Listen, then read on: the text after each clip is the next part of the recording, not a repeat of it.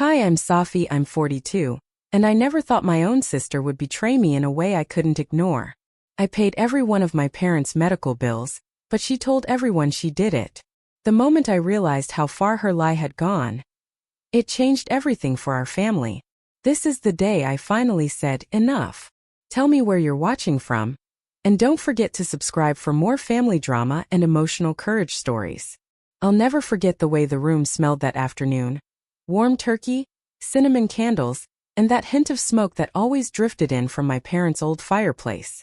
Every Thanksgiving felt the same in my family, predictable in a comforting way. But that year, the moment that changed everything began with one sentence, spoken by the last person I expected to hear it from. My sister Brianna stood at the end of the table, holding her glass like she was accepting an award. She cleared her throat, smiled around at everyone and said, "I'm just glad I could help Dad with the surgery. It was expensive, but I wasn't going to let him worry about it." My fork slipped right out of my hand. It didn't just fall. It clattered loud enough that a few heads turned my way. I kept my eyes down, pretending nothing happened, but inside my chest, something sharp twisted. I paid that bill. I paid it the day the hospital sent the final statement, the day I stood in their parking lot crying alone in my car because my card barely went through. But everyone at the table gasped and smiled at her like she'd saved Dad's life. Dad reached across the table and squeezed her hand. "You really stepped up, sweetheart." I felt heat spread across my face, not anger at first, just disbelief. Because that wasn't the first time she had taken credit for something I did. But it was the boldest. And the most painful. There, under the soft glow of the dining room lights, I realized the pattern wasn't just a series of misunderstandings. It was deliberate. She was building a version of herself that didn't exist, using my sacrifices as her foundation. And I had been letting her do it. I stared at my plate, willing my heartbeat to slow down. But the more I sat there, the more I replayed the past few months, how those bills had piled up out of nowhere, how each one slowly chipped away at my savings. It all started quietly. Mom needed a medication refill, and I offered to cover the cost. Then Dad had that scare with his chest pain, and the tests weren't cheap. A small copay here, a prescription there. And before I knew it, I was juggling hospital statements with my regular bills. I didn't complain. I didn't even tell many people. My parents always felt guilty asking for help, and I never wanted to add to their stress. And Brianna? She never asked what anything cost. She just showed up for the photos. A quick picture of her holding Mom's hand in the waiting room. A little video of her walking next to Dad's wheelchair. Then she would post everything with captions like, "Family first," or "When you love someone, you don't think twice." She didn't show the part where she left right after taking the picture. She didn't show the part where I sat for hours dealing with paperwork and talking to billing departments. But the lie she told that Thanksgiving, it wasn't just a lie. It was a performance, delivered like a speech she had practiced in the mirror. And watching everyone celebrate her made something inside me crack open. I tried to focus on the food. I cut my turkey into tiny squares even though I didn't feel hungry. I listened to conversations around me, nodding when someone spoke near me. But the words drifted away like distant noise. My mind kept circling back to every bill I had paid, every sacrifice that no one knew about. The late nights when I sat on the couch with stacks of envelopes, trying to figure out what I could postpone paying. The mornings when I checked my bank account and swallowed that rising panic, because I didn't want my parents to go without care. I remembered standing in line at the pharmacy one evening, long after the sun set, waiting to pick up Dad's prescription. They told me the total, and I had to step aside to check my account, praying the card would work. I remember the relief when the transaction went through, and the guilt that relief brought. Because I should have felt proud, but all I felt was tired. Brianna didn't see any of that. She was too busy preparing her next social media post. The Thanksgiving lie didn't just sting. It told me something about her that I didn't want to admit. She wasn't confused about who paid the bills. She wasn't misunderstanding anything. She knew what she was doing. And for the first time I saw her clearly. The room around me buzzed with light conversation. My cousin laughed loudly from across the table, and my aunt passed a bowl of mashed potatoes. But a tension settled inside me like a stone. The lie sat between us, between me and Brianna, between me and the truth, heavy enough to tilt the whole day off its axis. I told myself not to say anything, not today. I told myself it wasn't worth ruining the holiday. But then someone asked her, "How much did the surgery cost you?" And she answered, "Oh, it wasn't cheap," she said, waving her hand dramatically. "But you know me, I'll always step up for family." I bit my tongue so hard I tasted metal. At that moment, a quiet memory surfaced. One that had nothing to do with bills but everything to do with who Brianna had become. Years ago, when we were kids, she broke Mom's favorite vase. Instead of telling the truth, she blamed me. And I took the punishment because she cried harder, louder. Mom believed her. And Brianna looked almost relieved, maybe even a little proud. I saw that same look on her face now. The softened eyes, the tilt of her chin, the little dramatic sigh. She loved the praise. She lived for it. She didn't care who paid the cost. The worst part? My parents believed every word. They looked at her with admiration, the same admiration I had wanted just once. Just once I wanted them to look at me the way they were looking at her now, like I was dependable, steady, the one who showed up when it mattered. But I learned something important sitting there. Being quiet didn't make me valuable. It made me invisible. And the lie was too big now.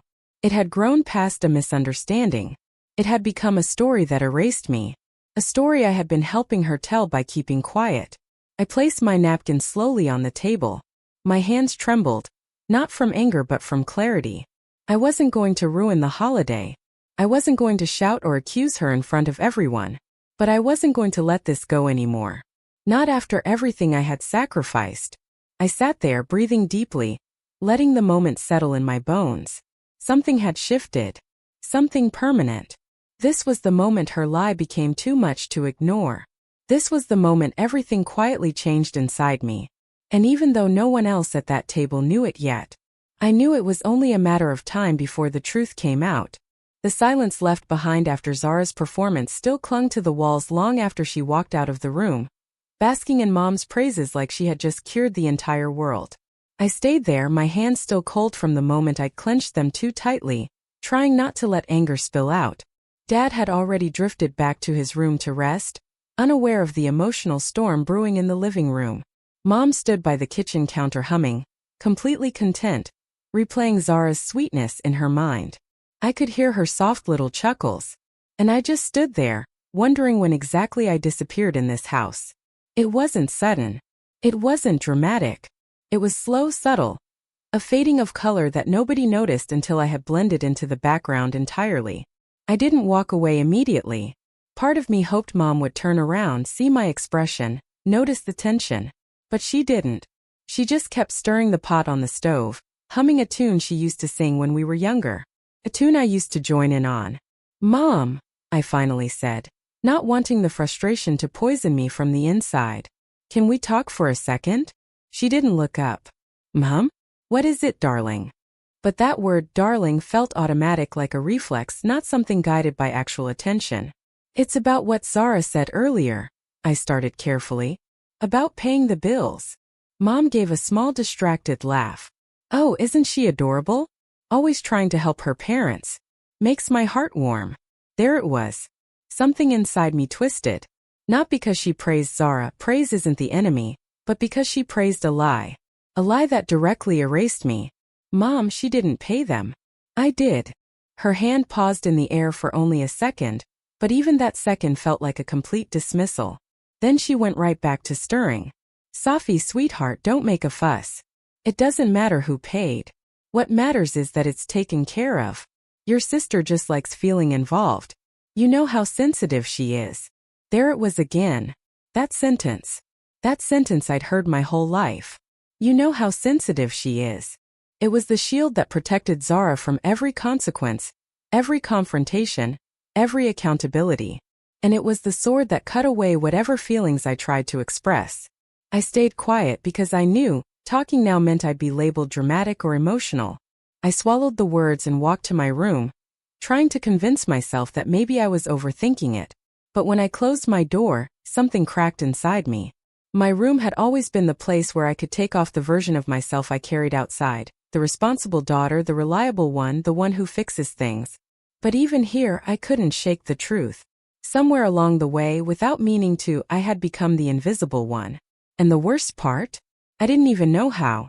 It wasn't always like this. When we were little, Zara and I were inseparable. She was louder, brighter, prettier, and a complete magnet for everyone around her. I was the quieter one, the more cautious one, the type who triple-checked homework and made sure her dolls were seated properly during pretend tea parties. But we were close. It changed slowly. Like the way seasons shift so patiently you only notice when the leaves finally fall.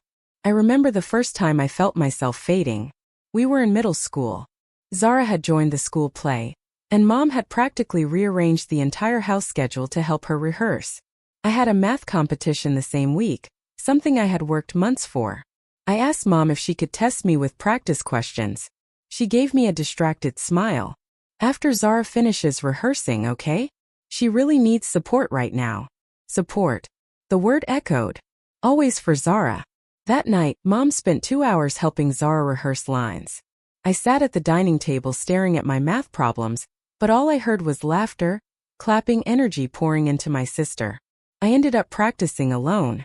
And when I came home with first place, Mom hugged me and congratulated me warmly, but it lasted maybe 10 seconds. Zara complained her dress wasn't fitting right, and suddenly the room's attention shifted like a spotlight moving away from a forgotten actor. But I didn't hold it against her.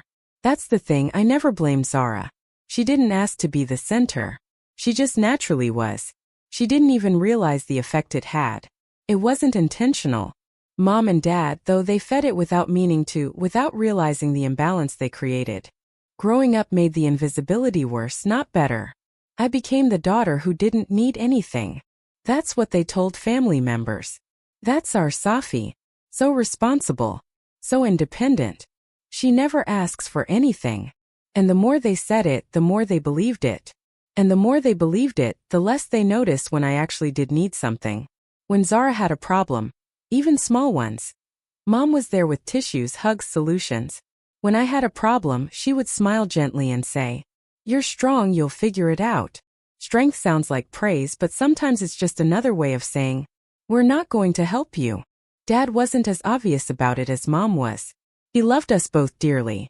But he had this way of unconsciously praising Zara louder, reacting to her stories quicker, giving her more time. With me, he would listen quietly, supportively even, but without the enthusiasm he gave to her. I wasn't neglected, just overshadowed, like standing in sunlight that is always blocked by someone else's shadow. Years passed. I did what I was good at, showing up, being responsible, working hard, solving problems. But the more responsible I became, the more invisible I felt. But nothing made me disappear more than when Dad got sick. It started with small symptoms, but when he collapsed in the hallway one morning, everything shifted. I took charge, not because I wanted credit, but because someone needed to step up. Zara panicked and cried, Mom froze, and I became the anchor. Doctor visits, insurance calls, medications, appointments, tests. I handled all of it. And every time Zara would say, "Thank you, Safi, you're a lifesaver." But when Mom retold the events to relatives, it became, Zara rushed him to the ER. Zara was so worried she barely slept. Zara never corrected her. I didn't expect her to. But each time the story drifted further away from reality and closer to a version where Zara was the hero, and I was the assistant who didn't need acknowledgement. I kept going because Dad needed me. That's all that mattered. But when the bills came, the big ones, the ones that made my chest tight just reading the numbers, I didn't hesitate. I worked extra shifts. I cut back on everything I could. I organized every statement. I paid them one by one. And no one asked how I managed. No one wondered if I was okay. They just trusted that I would handle it because I always did. That's how invisibility becomes permanent. When responsibility becomes your only identity. A moment 3 months ago sealed it for me. I had come home late after a 12-hour shift. My whole body ached. My eyes stung. I had barely eaten. Mom and Zara were sitting on the couch, laughing at some online videos. I walked in quietly, hoping maybe one of them would notice I looked drained. Mom looked up for half a second. "Oh good, you're back. There's leftover food in the fridge. Heat it up, okay?" Then she went right back to laughing. And Zara didn't even glance at me. In that tiny moment, standing in my own house, everything inside me whispered a truth I had ignored for years. I had become the invisible daughter, and no one even realized it happened. But the thing about invisibility, it never stays invisible forever. Something always pushes you to acknowledge it, the final straw, the breaking point. For me, that breaking point was watching my sister smile proudly while stealing the one thing I actually needed recognition for. Not the money, not the effort, not the sacrifice, but the care I had poured into my parents without hesitation. Her lie didn't just erase my actions. It erased my presence. And for the first time in my life, I felt myself stepping out of the shadow, even if just internally. I wasn't going to stay invisible forever. Not after that moment. Not after everything. And even though I didn't know what would come next, I could feel something shifting inside me. Something steady. Something brave. Something that whispered, "Enough." That whisper, "enough," didn't come out loud, but it echoed inside me like a warning siren. I stood in the hallway outside my room, gripping the edge of the doorframe, feeling my pulse thudding through my fingers.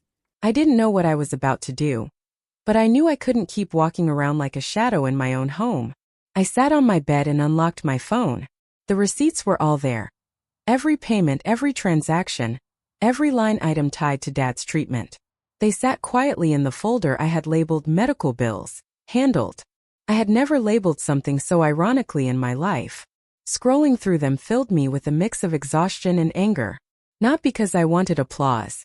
Not because I needed some dramatic acknowledgement. But because I was tired of being unseen, tired of carrying weight no one noticed I struggled with, tired of watching Zara glide through life while everyone applauded her minimal effort. And now she had taken credit for the one thing that had drained me financially, emotionally, and physically. My thumb hovered over one of the large receipts, the first bill I'd paid. I remembered the moment clearly.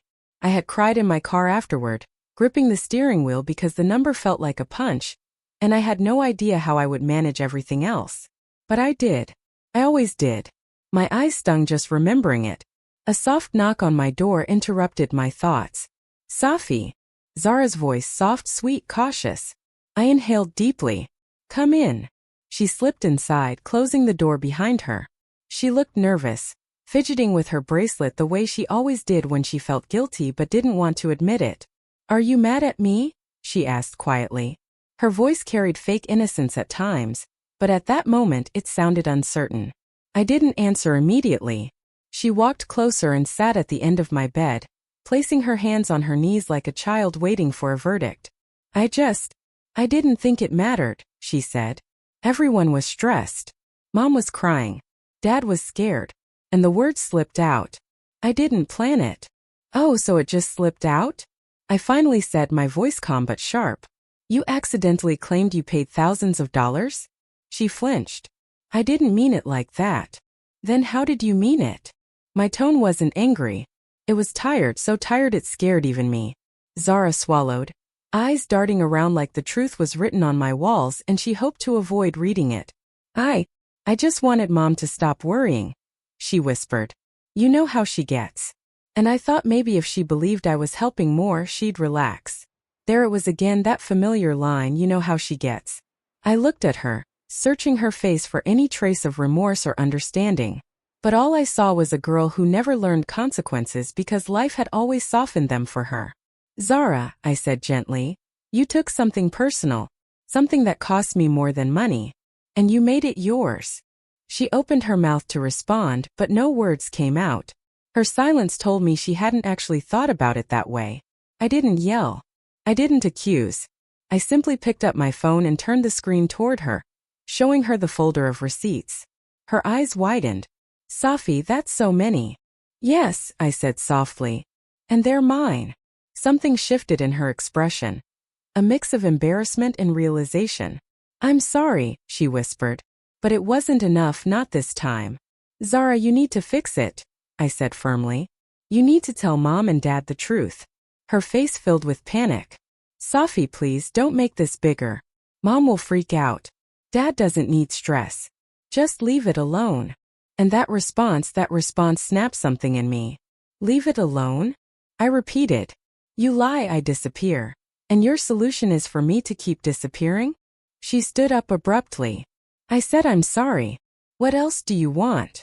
But before I could answer, Mom's voice echoed from the hallway. "Girls? Everything okay in there?" Zara stiffened like she was preparing for a performance. And that was the problem, she always did. No, I whispered, more to myself than to her. Everything is not okay. I stood, walked past her, and opened my door. Mom was standing outside with a bowl of sliced fruit like she'd been about to offer comfort out of routine rather than understanding. What were you two arguing about? She asked, her voice cautious. Zara opened her mouth, ready to spin another gentle lie. But this time I didn't let her. Mom, I said, my voice steady, we need to talk. Mom blinked in surprise. About what? I walked to the living room, motioning for her to follow. She did, setting the fruit bowl down carefully as if something delicate might break. I sat on the couch, pulling my phone out again. Zara stood frozen in the doorway, her expression tight with fear. She didn't want this conversation, because she knew it would unravel the comfortable image she'd built. Mom, I said, tapping the screen to open the folder. You think Zara paid Dad's medical bills. But she didn't. I did. Mom's eyebrows pulled together, confusion clouding her face. What? That can't be right. Zara told me. I know what she told you, I said quietly. But here are the receipts. Every payment. Every date. Every amount. I placed the phone in her hands. Mom scrolled slowly, her expression shifting from confusion to shock to a heaviness that settled in her shoulders. Zara finally moved, stepping closer. Mom, I didn't mean to lie. Mom cut her off. Zara, you told me you paid these. Her tone wasn't angry. It was hurt. And that hurt carried more weight than any shouting could. Zara looked down. I just wanted to help. I didn't want Safi to deal with everything. I didn't think she'd care about credit. I let out a breath. It's not about credit. It's about truth. Mom looked at me and for the first time in a long while really looked. Her eyes glistened, guilt creeping into them. Safi, why didn't you tell us you were paying all this? Because you never asked, I replied softly.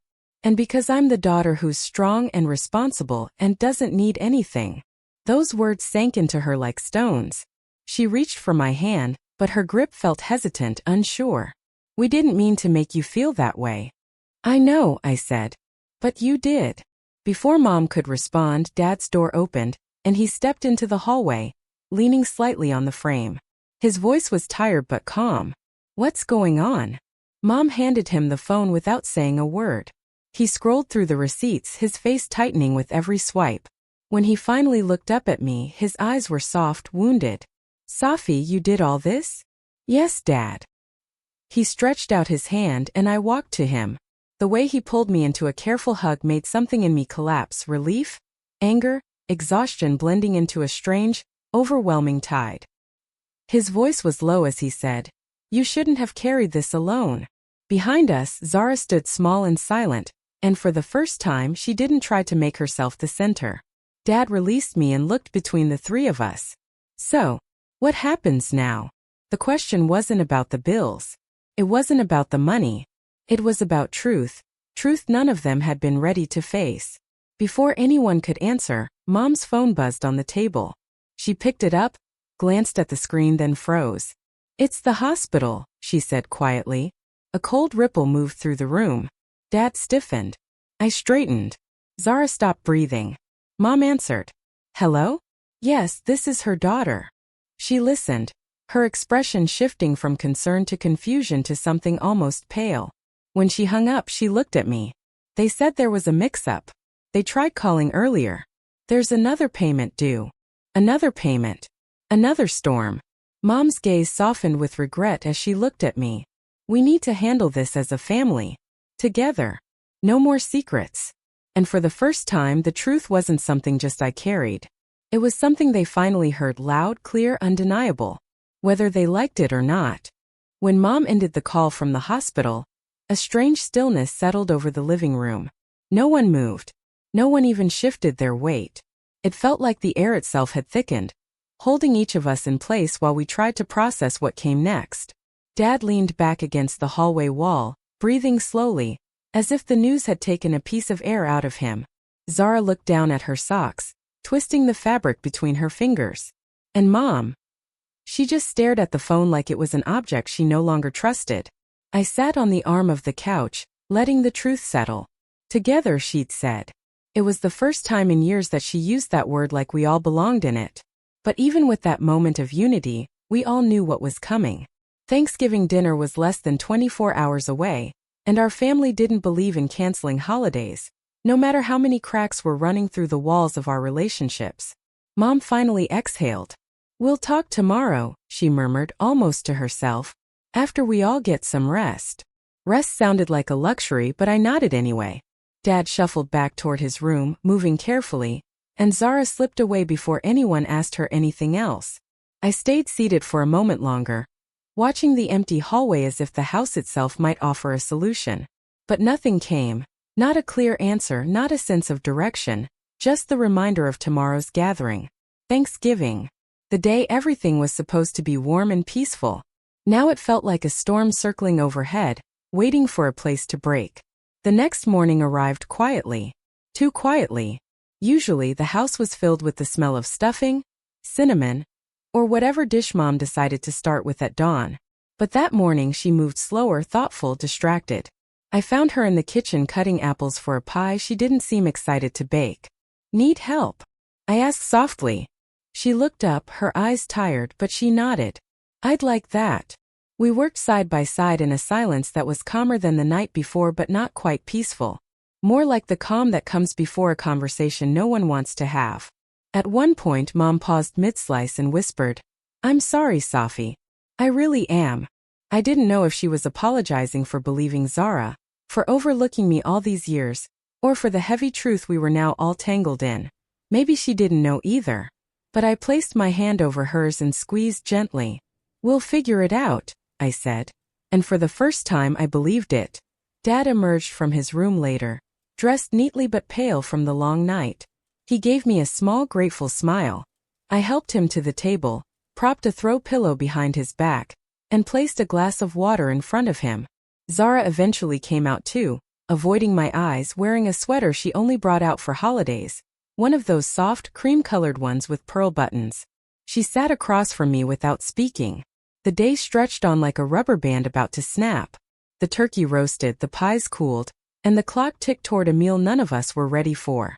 We didn't invite extended family that year, mostly because Dad wasn't up for crowds, but we still had a few people coming. Aunt Lisa, Uncle Mark, and my cousin Hannah. They had no idea about the bills, the receipts, or the truth that had landed like a stone in the middle of our household the night before. And honestly, I didn't plan to tell them. Not because I wanted to protect Zara, those days were over, but because this wasn't about embarrassing her. This was about finally being honest with the people who mattered most. But sometimes the truth doesn't stay where you try to put it. Sometimes it slips out when you least expect it. By the time the doorbell rang, the house looked like a normal Thanksgiving home. Candles flickering. Warm lights. The smell of turkey lingering in every room. You'd never guessed that tension was hanging from the ceiling like an invisible chandelier. Aunt Lisa hugged each of us in her usual energetic way. Uncle Mark brought his famous cranberry relish. Hannah gave me a long, sincere hug because she'd seen Dad's condition the last time she came over and knew the year had been rough. Dinner was served a little after 5. We sat around the large wooden table, the one Mom always polished before holidays, the one that had seen birthdays, graduations, and late-night talks long before Zara and I learned what it meant to hide our feelings to keep the peace. But this time, peace wasn't on the menu. Platters passed.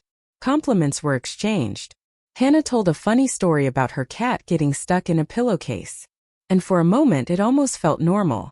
Until Aunt Lisa, smiling warmly at Zara, said, "And I heard you took care of the medical bills. That was so generous of you." My fork froze halfway to my mouth. Zara's eyes widened, not with guilt this time, but something like shock that the lie had spread farther than she expected. She swallowed hard, but she didn't correct her. Not a word. Aunt Lisa continued, completely oblivious. "You've really stepped up this year, sweetheart. I told Mark that you're turning into such a strong young woman." My chest tightened. I placed my fork down slowly. Mom cleared her throat. Dad shifted uncomfortably. Everyone seemed to sense something was off. Everyone except the one who spoke the words. And somehow Zara still didn't say anything. I stared at my plate, trying to decide whether I should let the comments slide for the sake of dinner or finally speak the truth in the place where the lie had grown legs. Then Aunt Lisa added, casually, really, Safi? How wonderful to have a sister like Zara. You're lucky. Lucky. The word hit me like a spark to dry leaves. My head lifted. I looked straight at Aunt Lisa, my voice steady but quiet. Actually, I said, I'm the one who paid those bills. Silence. Immediate. Heavy. Like the room had inhaled and forgotten how to breathe. Aunt Lisa blinked. Oh, sweetie, maybe you helped, but Zara. No, I said, clearer this time. I paid them. All of them. Zara's chair creaked as she shifted. Safi, please. Dad held up a hand. Let her speak. Mom looked like she'd been waiting for this moment and dreading it at the same time. I continued, keeping my voice calm. I'm not trying to embarrass anyone. But the truth matters. I worked extra shifts. I cut corners on my bills. And I took care of everything because I love my parents. I didn't do it for credit. But I'm not invisible. Aunt Lisa looked stunned. Uncle Mark's eyes widened. Hannah reached over and touched my hand under the table in a silent show of support. Zara finally spoke, her voice trembling. I didn't know she'd bring it up today. You didn't correct anyone, Mom said softly. Not once. Dad leaned forward. Why Zara? Zara's face crumpled. I don't know. I wasn't trying to hurt anyone. People just assumed, and it felt nice to be seen for a change. Her words hit me harder than I expected. Felt nice to be seen. Feeling I knew too well.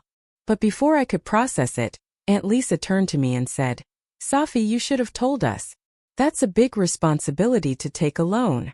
I felt my throat tighten. I didn't think anyone wanted to know. Then something broke. Not loud, not dramatic. Just a small crack inside me that had been forming for years. The table, once full of warm chatter, fell into uneasy quiet.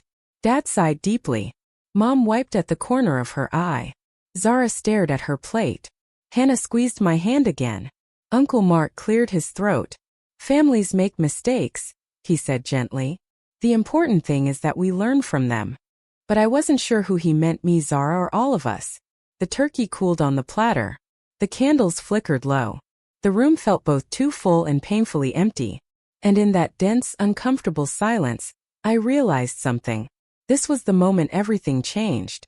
Not because the truth came out, but because I finally refused to disappear. The Thanksgiving table didn't break with shouting or slam doors. It broke with honesty, real, raw, overdue honesty. And there was no going back. The air in my apartment felt different that morning. It wasn't just the smell of coffee or the faint sunlight spilling across the floor. It was the feeling of freedom that had been decades in the making, though I had only recently realized it. I poured myself a cup, letting the warmth seep into my hands, and for a moment, I just sat there breathing. I had finally let go, not of responsibility, not of love, but of the weight I'd been carrying for someone else. Zara's actions had created ripples far bigger than she could have imagined. She had chosen the comfort of taking credit, the temporary relief of being seen, and the thrill of the spotlight. But letting go meant I could no longer absorb the consequences of her choices for her. She had to live with them, just as I had been forced to live with mine when I'd quietly carried the bills, the worry, and the sleepless nights. I remembered the morning after Thanksgiving. I had returned to my apartment, settled into my small space, and for the first time truly felt the absence of invisible pressure. It was like exhaling for the first time after holding my breath for years. And yet, the relief came with a strange, bittersweet clarity. Freedom was mine, but at a cost. Because letting go doesn't mean the problems disappear. It means you stop carrying the weight for someone else, even if you love them. The first call came from Mom. Good morning, Safi, she said softly, her voice tinged with concern. How are you? I smiled, hearing the warmth in her tone but also the hesitation. The fear of saying the wrong thing. Morning, Mom. I'm okay. Better than okay, actually. She exhaled. I'm glad. We missed you yesterday, of course, but we understand why you needed space. I needed to claim my own life, I said. I needed to stop being the one everyone expects to fix things silently. Mom paused. And Zara? I hesitated, realizing that my sister's choices were about to unfold fully. Consequences I could no longer control.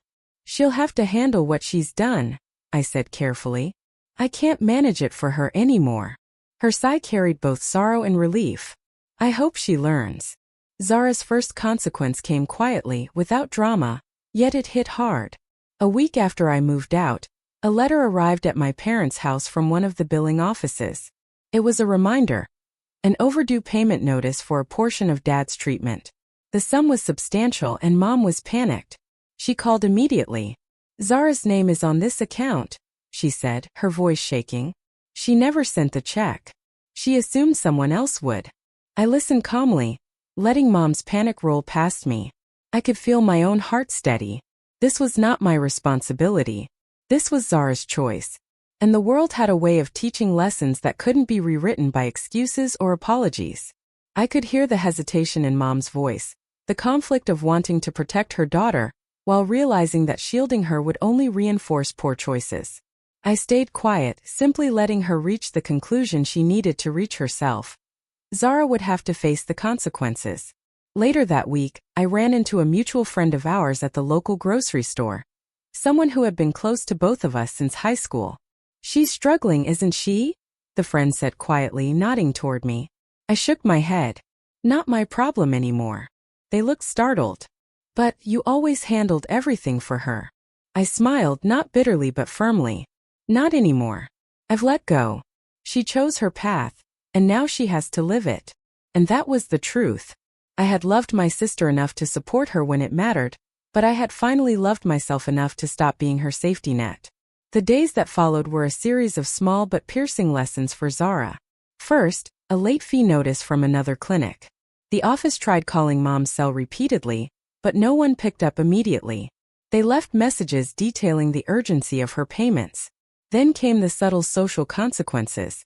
A family friend who had heard Zara's story at Thanksgiving asked her casually about helping out with community events, volunteering, and fundraisers. She had no credibility left. The assumption that she could manage responsibility crumbled under scrutiny. Even at work, whispers followed her. Small, quiet conversations, but enough for her to feel the shift. People who had once praised her efficiency now doubted her. Tasks she had been entrusted with began being double-checked. Projects she tried to claim credit for were questioned. All the while, I stayed deliberately removed, watching from a distance, refusing to intervene. I sent no emails, made no calls, offered no advice. I simply continued with my life that I had finally chosen over the familiar pattern of carrying others' burdens. One evening I received a text from Zara. Simple, short, and tentative. "Safi, can we talk?" I didn't respond immediately. I knew the conversation wouldn't be about apologies. It would be about her navigating the consequences she had created for herself. And I wanted her to feel them fully before seeking my attention. A day later she called. "Hi," she said, voice tight. I messed up. I know it now. Everything, Mom, Dad, the hospital bills, it's all on me." "Zara," I interrupted softly.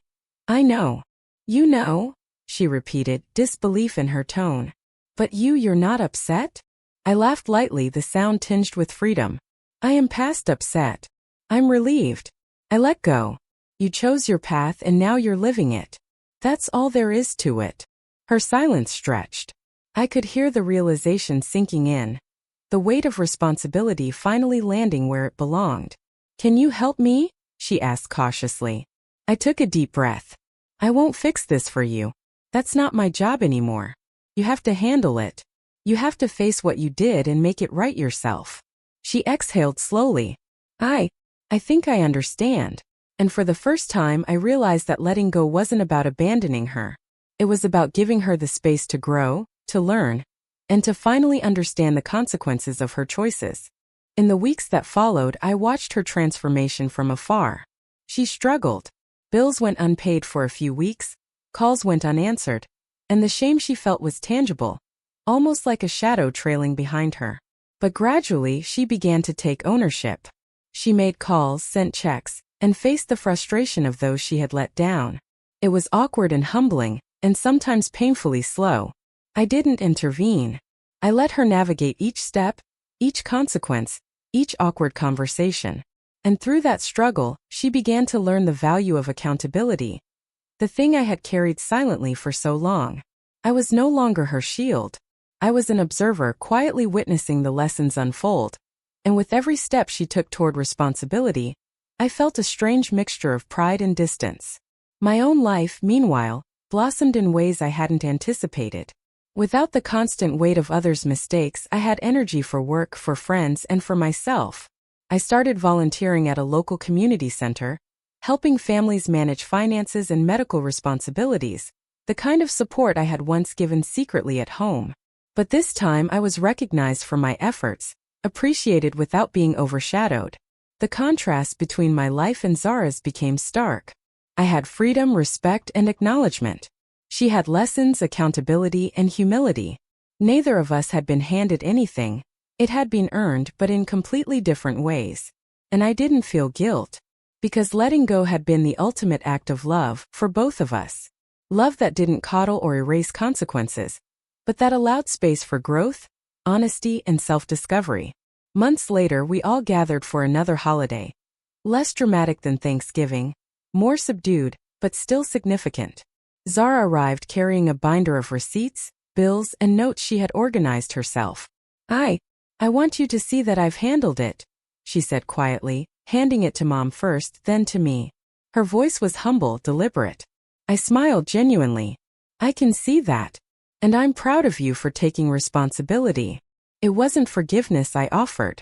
It wasn't absolution. It was acknowledgement, the acknowledgement that she had chosen her path and was learning from it, just as I had chosen mine and had already learned from mine. The room felt lighter. Not perfect, not without lingering tension, but real. Honest. And for the first time in years, I felt at peace with my family, with my sister, and most importantly, with myself. The day I let go taught me something powerful. We cannot carry others' mistakes without losing ourselves. We cannot protect those who refuse to own their choices. And consequences, while sometimes painful, are necessary for growth. Zara chose the easier path once, taking credit for what wasn't hers. And she lived with that choice. I chose to step back, to claim my life, my voice, my visibility. And I've never felt stronger, freer, or more in control of my story. Letting go didn't end love. It didn't end our family. It simply restored balance. And that balance, honest, fragile, but real, was worth every uncomfortable, necessary moment.